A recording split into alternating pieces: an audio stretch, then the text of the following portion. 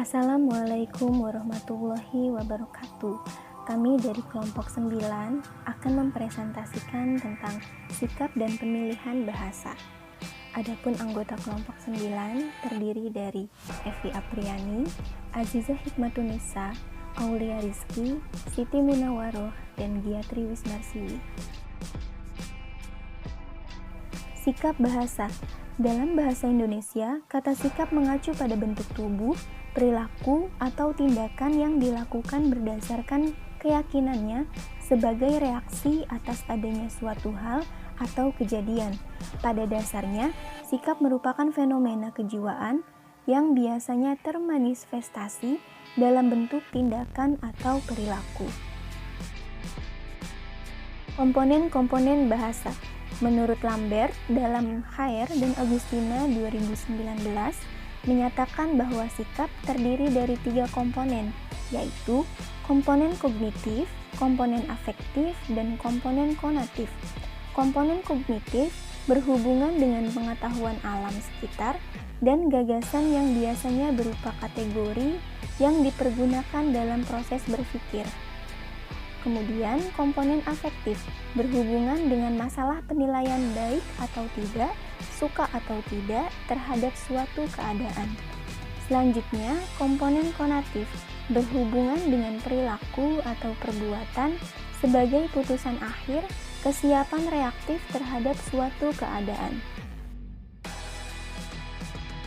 Berikutnya, menurut Edward dalam Hair dan Agustina tahun 2019, mengatakan bahwa sikap hanyalah salah satu faktor yang tidak dominan dalam menentukan perilaku. Menurut Sugar, dalam Hair dan Agustina tahun 2019, berdasarkan penelitiannya memiliki kesimpulan bahwa perilaku itu ditentukan oleh 4 faktor utama, yaitu sikap, norma sosial, kebiasaan, dan akibat yang mungkin terjadi. Berdasarkan 4 faktor tersebut, dikatakan bahwa kebiasaan merupakan faktor yang paling dominan, sedangkan sikap merupakan faktor yang paling lemah. Menurut Anderson dalam Hair dan Agustina tahun 2019, membagi sikap atas 2 macam, yaitu sikap kebahasaan dan sikap non-kebahasaan. Kedua jenis sikap ini menyangkut dengan keyakinan atau kondisi bahasa. Dengan demikian, sikap bahasa merupakan tata keyakinan atau kognisi yang relatif berjangka panjang.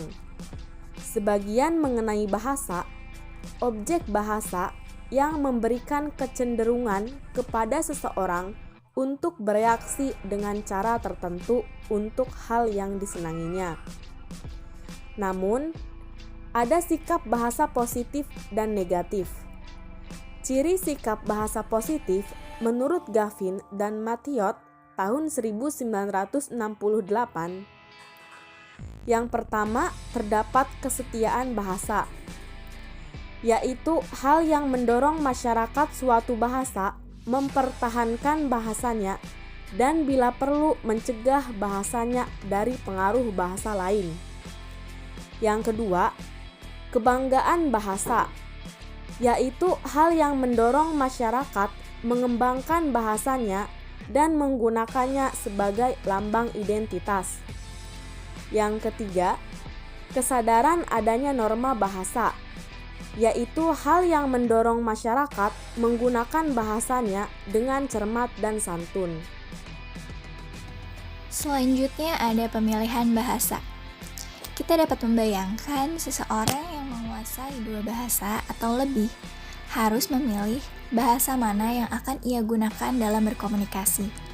Misalnya, seseorang yang menguasai bahasa Jawa dan bahasa Indonesia harus memilih salah satu di antara kedua bahasa itu ketika berbicara kepada orang lain dalam peristiwa komunikasi.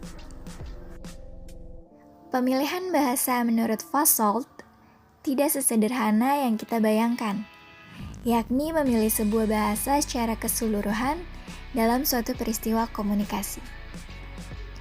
Dalam pemilihan bahasa terdapat 3 kategori pemilihan. Yang pertama, dengan memilih satu variasi dari bahasa yang sama.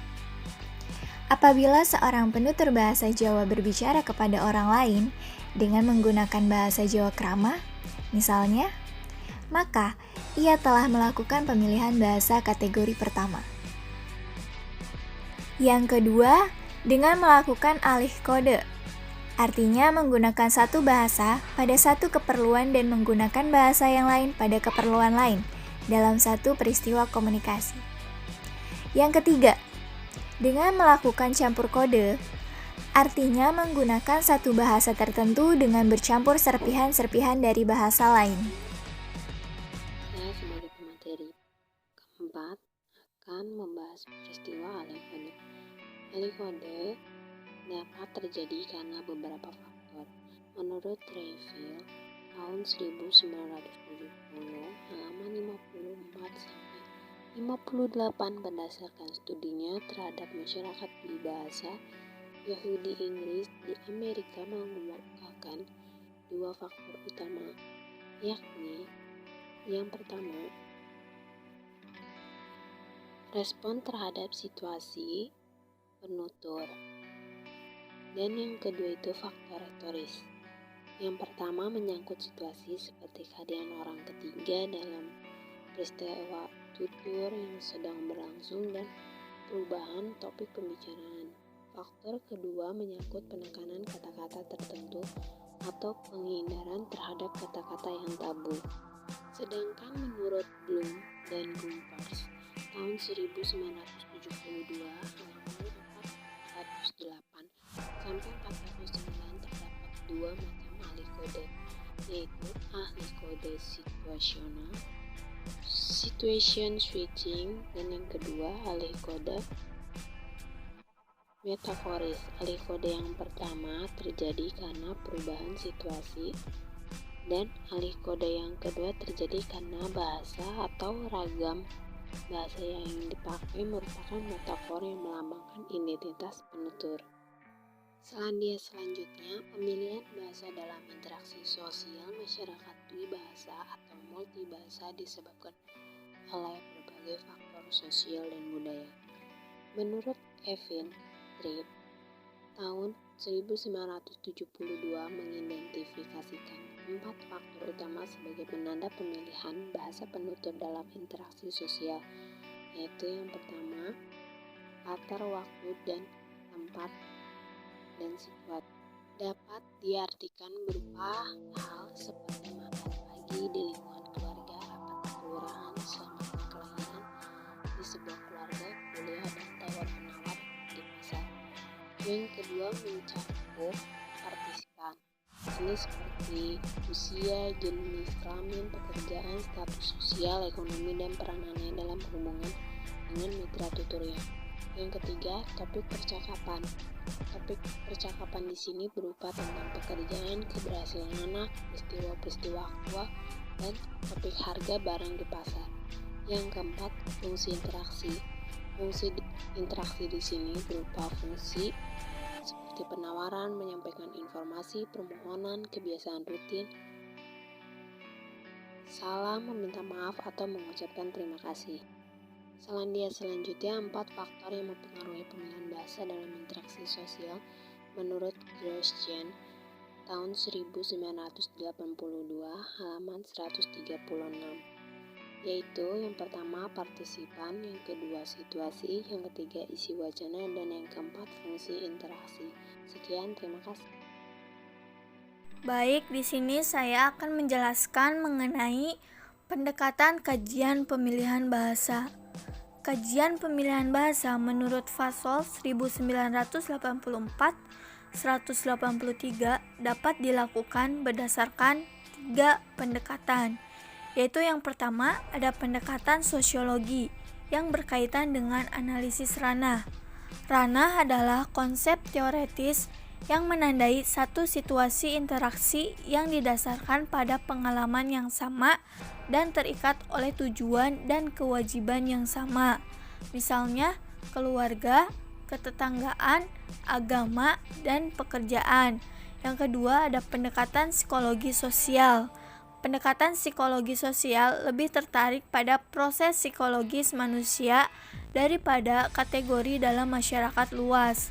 Pendekatan ini lebih berorientasi pada individu, seperti motivasi individu daripada berorientasi pada masyarakat. Yang ketiga, ada pendekatan antropologi. Sama halnya pendekatan psikologi sosial, pendekatan antropologi ini tertarik dengan bagaimana seorang penutur berhubungan dengan struktur masyarakat. Hanya saja perbedaannya apabila psikologi sosial memandang dari sudut kebutuhan psikologi penutur, pendekatan antropologi memandangnya dari bagaimana seorang memilih bahasa untuk mengungkapkan nilai kebudayaannya. Selanjutnya, ada kedwibahasaan dan diglosia. Pemilihan bahasa dalam masyarakat dwibahasa dan diglosik merupakan fenomena yang menarik untuk dikaji dari perspektif sosiolinguistik. Fenomena tersebut berkaitan bukan hanya dengan aspek kebahasaan semata, melainkan juga dengan aspek sosial budaya. Pemilihan bahasa pada masyarakat Banyumas dipengaruhi oleh berbagai faktor sosial dan budaya.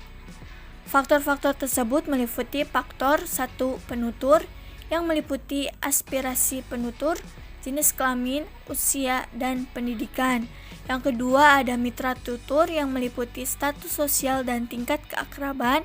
Yang ketiga ada peserta tutur. Yang keempat ada situasi tutur. Yang kelima ada tujuan tutur. Yang keenam ada pokok tutur. Dan yang terakhir ada norma tutur. Lalu selanjutnya, pemilihan bahasa pada masyarakat Banyumas memunculkan kecenderungan alikode dan campur kode. Alikode yang terjadi pada peristiwa tutur pada masyarakat Banyumas menurut dasar kode bahasa mencakup yang pertama, alikode dengan dasar bahasa Jawa, dan yang kedua, alikode dengan dasar bahasa Indonesia. Sekian penjelasan dari kelompok 9 mengenai sikap dan pemilihan bahasa. Terima kasih kepada teman-teman yang sudah menyimak hingga akhir. Wassalamualaikum warahmatullahi wabarakatuh.